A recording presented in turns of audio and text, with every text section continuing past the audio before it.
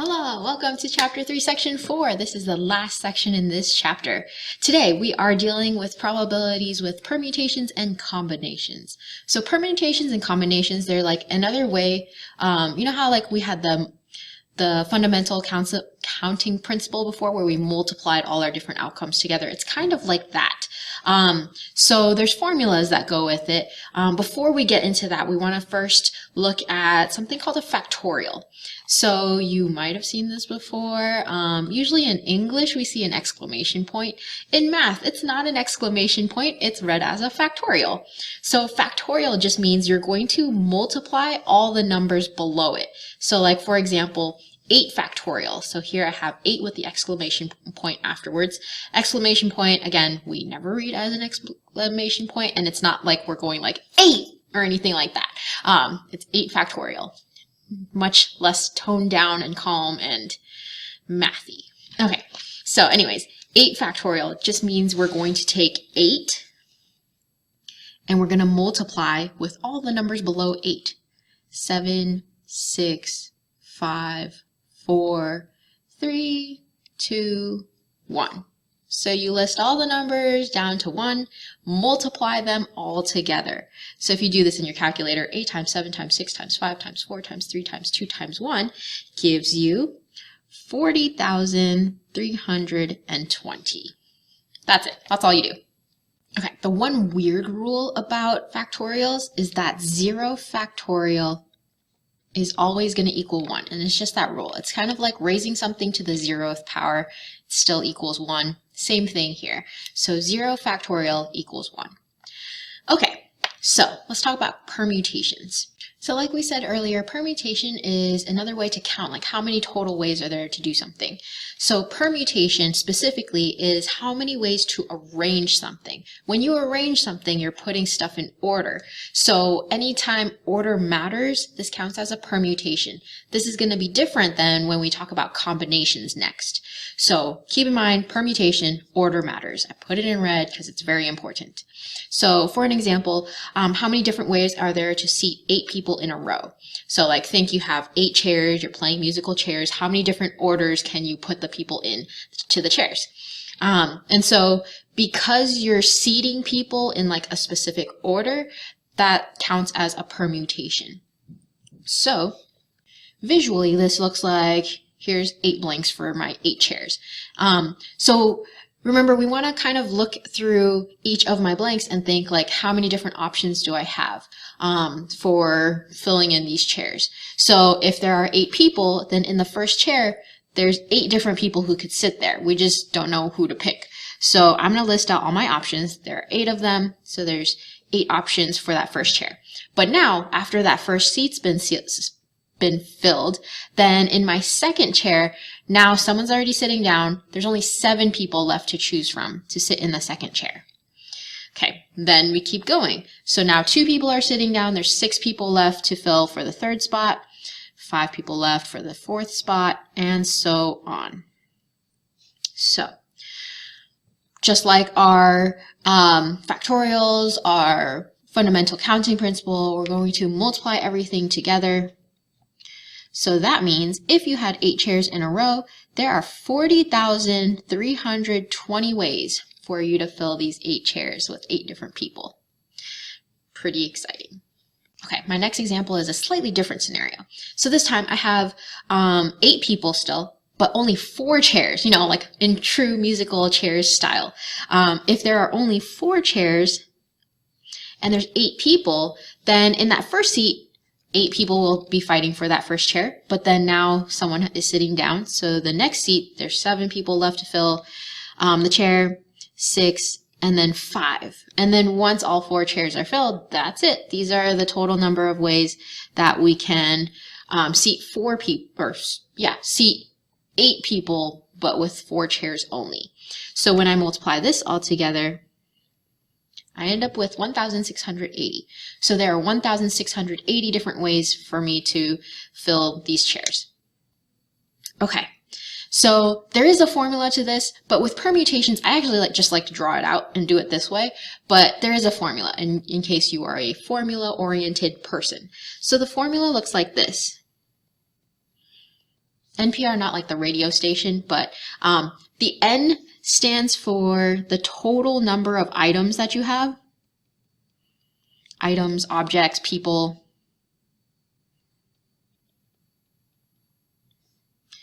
R stands for how many spots there are.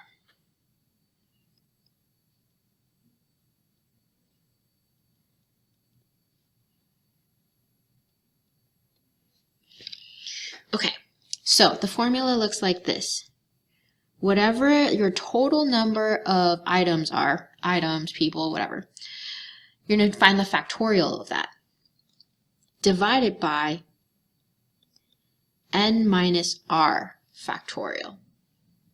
So like, let's say for this problem that we just did where we had 4 chairs and 8 people, then n would be 8, but r would be 4 because we have 8 people total and 4 spots to fill. So if we did this formula, writing it out, it looks like this, 8p4, and this is how your calculator does it too. So 8p4, the formula, following the formula, we would have 8 factorial on top because that was n, and then 8 minus 4 factorial, which is really 8 factorial over 4 factorial because 8 minus 4 is 4. And then when we divide, so you can actually just type this in your calculator, but I kind of think of it, it's easier for me to actually like write it out. 7, 6, 5, 4, 3, 2, 1, because all of these get multiplied when we're dealing with factorials. 4, 3, 2, 1 on the bottom. Okay, and if you remember stuff about your fractions, if you have the same thing on top as on the bottom, they would cancel out. So because I have 4, 3, 2, 1 on both the top and the bottom, they all cancel. So really, I'm left with just 8 times 7 times 6 times 5, which is 1,680. So you get the same thing whether you use the formula or if you draw it out. So that's why I prefer to draw it out, because like in my mind, it's a little bit more intuitive. But if you like the formula, go for it. All right, I also want to show you like, how do we do this in the calculator? Because it is faster. Okay, so here's my fancy calculator. Let's say I'm trying to do the 8p4. Because I know this is a problem with a permutation. I know my total number of objects is 8 and I have 4 spots to fill. So doing this in the calculator, I want to type in the 8 first. So always type in the total number first. And then the P, you're going to go into math, go over to the right until you see PRB. And then number 2 says NPR, just like our formula. So scroll down to number 2, hit enter, and then so now you have the 8 in front. You have to type in the 8 first before you do the NPR, otherwise you won't be able to type that N number in. And then 4 is our R number, hit enter, you get 1,680. There it is. I also wanted to show you, if you go back to the math button over to PRB, you'll also see the factorial there. So number 4 is the exclamation point factorial. So we can just do that stuff in our calculator as well. Number 3 here is the next thing we're going to be talking about, combinations. So we'll get there, but I just wanted to show you it's all in the same like menu of your calculator. So before we move on to combinations, there's one more thing I want to talk about in permutations. So distinguishable permutations is basically like how many ways are there to arrange something. So still a permutation, how many ways are there to arrange something, but there's different categories involved. So what I mean by categories is like, if you have different things that repeat, so like in this example, we have a building contractor is planning to develop a subdivision that consists of 6 one-story houses, 4 two-story houses, 2 split-level houses. So right there you have your categories because there's like 6 types of one thing. So there's 6 repeats of something, 4 repeats of something else, 2 repeats of something else. So those categories. So in how many distinguishable ways can the houses be arranged? So in this case, when there's categories involved, the formula looks like this. N factorial over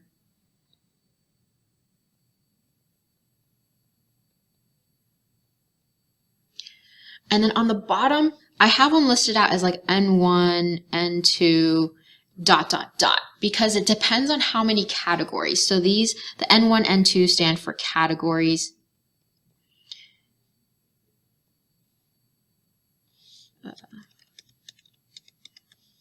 We'll call it category totals. So it's easiest to show with the example. So in this case, because we have three different categories, we have the one-story houses, the two-story houses, and the split-level houses. That's three categories. So in total, like the N, our total number of items, there are 6 plus 4 plus 2, so that would be 12 total items. And then divide by the number of categories and the totals of each category. So the first category is the one-story houses, and there's 6 of them. So we're going to divide by 6 factorial. Then the next category was the 4 two-story houses. So since there are 4 of them, that would be the next category factorial. And then the last one is the 2 factorial. So you're going to find this in your calculator, or if you want to write it out and cancel, however you want. I'm going to do this in the calculator just so you can kind of see how it's done. So we're going to take our 12 factorial, number 4, so I have 12 factorial divided by, and since I have 3 things on the bottom, I'm going to use parentheses to keep everything on the bottom. So parentheses, 6 factorial, 4 factorial, and 2 factorial.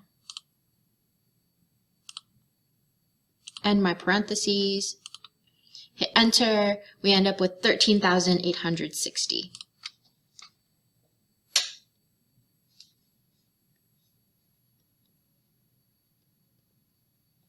So if this is how many repeats we had, we have 13,860 different ways to arrange these houses in a neighborhood. Okay, I wanted to do one more example of distinguishable permutations. So I'm going to look at the word permutation itself, and I want to know how many different ways are there to arrange the letters to make a nonsensical word with the letters in the word permutation. So because there are repeats in the letters in the word permutation, this counts as a distinguishable permutation. So if we were to look at how many different ways there are to arrange this, we would first use our distinguishable permutation formula, and then on top should just be the total number of items, factorial. So the word permutation has 11 letters in it, so 11 factorial will be on top. And then on the bottom, then we look at all our different categories. So repeats that we have, I think is just the T's. Just the T's. I picked a bad word, my bad. So the only things that repeat are the T's. So that would be like one category. So, and it repeats twice, so it'd be 2 factorial. If we had more repeats, then we would multiply this on the bottom with whatever else repeated. But I think this is it. This wasn't a good example. It's okay. We'll continue. So, finding the total number of ways that this word can be rearranged, we get 19,958,400 different ways. Real exciting. If there were more repeats, there would be less. But yeah. If you could think of a better word that we could calculate the total number of ways to rearrange the letters, put that in the comments down below, whatever word you think would be a good word with lots of repeat letters in it. Okay, now let's move on to combinations. So with combinations, we talked about earlier, this is, again, how many different ways to do something, specifically how many ways to choose a group, where the order doesn't matter. So remember, the key difference between combinations and permutations is that in a permutation, when you arrange whatever, when you do choose the group, that the order matters. But now combinations, the order doesn't matter. You're just choosing a group of people or of items.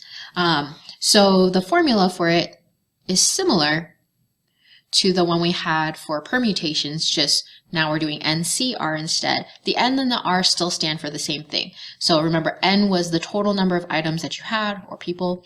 R is like how many spots do you have. So this time the formula is going to be N factorial over R factorial times n minus r factorial.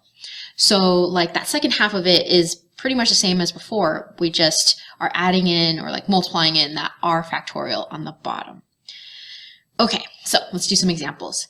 A state's Department of Transportation plans to develop a new section of interstate highway and receive 16 bids for the project. The state plans to hire 4 of the bidding companies. How many different combinations of 4 companies can be selected from the 16 bidding companies? So first of all, they say right here, how many different combinations? So that's like the biggest clue. This is going to be a combination problem and not a permutation problem. But also, out of the 16 total bids, they're just going to hire 4 of them. It's not like they're hiring the 4 of them in a certain order or anything. So that's why we also know it's going to be a combinations, because the order doesn't matter. So here, n is going to be 16, r is going to be 4, because there's 4 spots, there's 16 total bids. So if we're doing a combination, 16C4 is going to be 16 factorial over 4 factorial times 16 minus 4 factorial. Okay, so if you're using the calculator, you don't need the formula, but again, I'll show it all the different ways just in case. I'm going to do it the cancel out way because it's going to make it nice. So 16, 15, 14, 13, 12, all of the numbers down to 1. Okay, on the bottom we have 4, 3, 2, 1 times 16 minus 4 is 12 factorial, so 12, 11, 10, 9, and so on. Okay, so again, I see on top I have 12, 11, 10, 9, 8, 7, 6, 5, 4, 3, 2, 1. They all can be canceled out because I have this 12, 11, 10, all the way down to 1 on the bottom as well. So really, this makes it a little bit easier. I can just multiply 16 times 15 times 14 times 13 over 4 times 3 times 2 times 1. It's just less things to type in the calculator. But anyways, if you just did 16C4 in the calculator, kind of like how we typed in the NPR stuff earlier, we would end up with 1,820. Cool. Okay, so that means there are 1,820 different ways for 4 companies to be chosen out of the 16. Cool. Another example, there are 13 people running for class senators. 8 positions are open. So if you think about this in some sort of election, especially in 2020 with elections going on, if there are 8 positions open and 13 people running for class senators, those positions that are open, there's no order to them. Like as long as you get elected to be a senator, like that's just your position, versus something like president, vice president, secretary, treasurer, or whatever. When you're running for those specific positions, the order does matter, because whether you're a president or a vice president, the order matters there because those are 2 completely different positions. Versus here, we're just talking about 8 senator positions. So as long as you're a senator, it doesn't matter like which senator you are. It's not like there's like a 1st senator, 8th senator, or whatever. As long as you're a senator, you're in the group of senators. So the order doesn't matter here.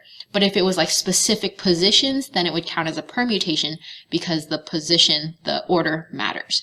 So think positions, permutations. But here it's just a group, so combinations. So this would be 13C8 because there are 13 total people running, 8 positions for you to fill.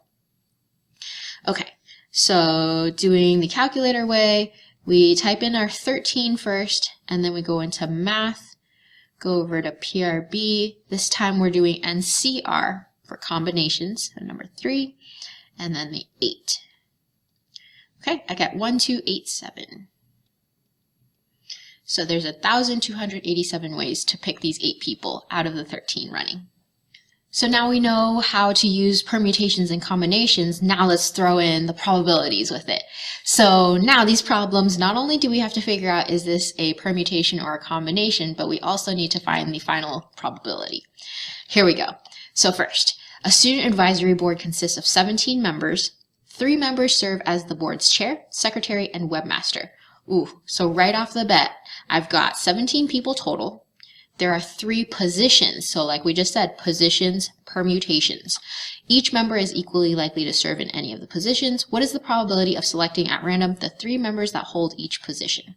Okay, so I'm going to leave the whole probability part at the end, because remember, in a probability, when we find our like fraction for our final answer, the bottom is the total number of ways we do something. So when I look at the 17 people total with 3 positions, then that's the number that's going to go on the bottom, because that's how many different ways there are to choose your 3 members, the board's chair, secretary, and webmaster, out of the 17 people. So we know on the bottom of the fraction, it's going to be 17p3, because for a permutation, because we have positions, there's 3 positions to fill, 17 people total to choose from. Okay, on top, we are looking for the 3 members that already hold the position. So there's already 3 people in these positions. There's only one order that you can really do that in, because these people, it's like, let's say Bob, Patrick, and Sandy already hold these 3 positions. So that's already one order that you can do it in. And so there's no other way you can like rearrange it or anything like that, because then they wouldn't hold the current position. So there's only one way to do that. So our final answer then is going to be the 17p3 ends up being 4080. So our probability of selecting at random the 3 members that hold each position is 1 out of 4080. All right, for my next example, I've got 11 letters consisting of 1 M, 4 I's, 4 S's, and 2 P's. So these are also the letters that make up the word Mississippi. If the letters are randomly arranged in order, what is the probability that the arrangement spells the word Mississippi? Okay, so earlier we talked about, it's an arrangement. So if you're arranging stuff together, this is going to be a permutation. Okay, so keep that in mind. And then we also have repeats of things, because there's 4 I's, 4 S's, 2 P's. So this is that distinguishable permutation, because we have those different categories of the different letters. So first I want to figure out the total number of ways to spell anything with these letters. Then that would be 11 letters total over all my repeats. So I have 4 I's, 4 S's, and 2 P's. Okay, so when I do this in the calculator, I end up with 34,650. Okay, then that would be the total number of ways that I can rearrange all those letters. So then I want to figure out which is the specific arrangement that spells the word Mississippi. There's only one way to do this, because Mississippi can only be spelled like Mississippi. So one way to do this out of the 34,650. And that's my probability. Okay, hopefully you're kind of getting the hang of it. Okay, the next example, find the probability of being dealt 5 diamonds from a standard deck of 52 playing cards. So bringing back my cards, we are looking for the probability of being dealt 5 diamonds. And so they didn't specify, is there like an order to the diamonds? We just want 5 diamonds in general, right? So if we don't care about the order of these diamonds, then it's just a combination, because the order doesn't matter. So all the diamonds are these cards on this bottom row, and there are 13 of them total. So if there's 13 total diamonds, we want 5 of them, so it's like 5 spots to fill. So this would be 13C5 then. And then, so that's like what we want in this probability, the probability of being dealt 5 diamonds from a standard deck of 52 playing cards. So there's 13 cards that we could choose from, 5 of them that we actually want to fill, but then the total number of ways to choose any 5 cards in a standard deck of cards would be 52C5, because like the total number of ways to be dealt 5 cards, we don't care whether we get the diamonds or not. So we just need to look at the total number of 52. still choosing only 5 cards. So doing this out, we end up with 1,287 over, oh gosh, like a huge number. 2,598,960. Okay, anyways, so this is going to be our total probability. Remember we said we didn't need to reduce or anything like that. It's actually easier for me to see the two numbers because then I know like how you got them. Okay, I know I'm like throwing a lot of examples at you, but I feel like it's easier to see once you see more examples, or easier to get better at. So next one, still we're looking at choosing between combinations and permutations. So a jury consists of 5 men and 7 women. 3 jury members are selected at random for an interview. So if they're just choosing them for an interview, does the order matter? That's the first thing we want to ask ourselves. Okay, so doesn't sound like we have like any specific positions or anything, so order doesn't matter. This should be a combination. And then we want to find the probability that all 3 are men. So that's what we want. We want all 3 to be men. So that would be the number that goes on top of the fraction when we find our probability. So on top, we want all 3 chosen are going to be men. So if I'm choosing 3, we said it was combination, there are 3 spots, there are 5 men to choose from. But then on the bottom, it's just the total number of ways to choose 3 people in general. So we're still choosing 3 people, but we don't care whether like they're male or female. So then I have 12 total people to choose from because there are 5 men and 7 women. Okay, so that's how we're setting up that probability. When I do that, I end up with 10 over 220. And that would be my probability there. Okay, this last example is kind of crazy. So we have a food manufacturer. They're analyzing a sample of 400 corn kernels for the presence of a toxin. So poisonous corn, why not? In the sample, 3 kernels have dangerously high levels of the toxin. So out of those 400, 3 of them are poisonous. That means 397 of them are good. Okay, if 4 kernels are randomly selected from the sample, what is the probability that exactly 1 kernel contains a dangerously high level of the toxin? So we know we're choosing 4 total. And when we choose these 4, it doesn't matter what order we choose them in. So this is going to be a combination. Again, that's the first thing we want to ask ourselves. Does the order matter? So order doesn't matter because we're just choosing 4 kernels in total. So on the bottom of the fraction, I like to start there usually. I know there are 4 kernels that I have to choose out of 400. So remember, on the bottom, it's just like we don't care about any of the restrictions. We don't care whether they're poisonous or not. We're just trying to choose however many. Okay, there's 400 to choose from, and I want 4 of them. On top then, we are looking for the probability that exactly 1 kernel contains a dangerously high level of the toxin. That means I want to choose 1 out of, and then we're looking for like 1 poisonous one. They said there were 3 of them that were poisonous. So out of the 3, I want 1. But remember, we're choosing 4 total. So not only am I just choosing 1 kernel of corn, I also need 3 good ones in order to get 1 bad one out of the 4 total. So I'm going to multiply that because this is like, remember, our multiple actions. If I am doing more than just picking 1 kernel of corn, I'm going to multiply it with all the other things that I'm picking. So, oops, that's the wrong number. We are now choosing 3 more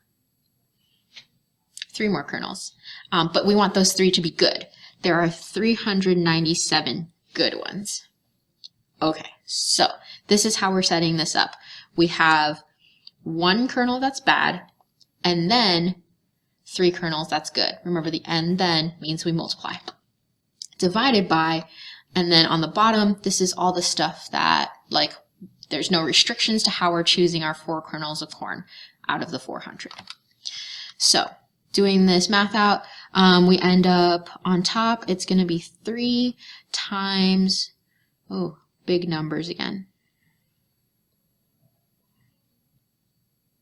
10,349,790. And then 400C4 is going to be, oh my goodness, 1050739 900.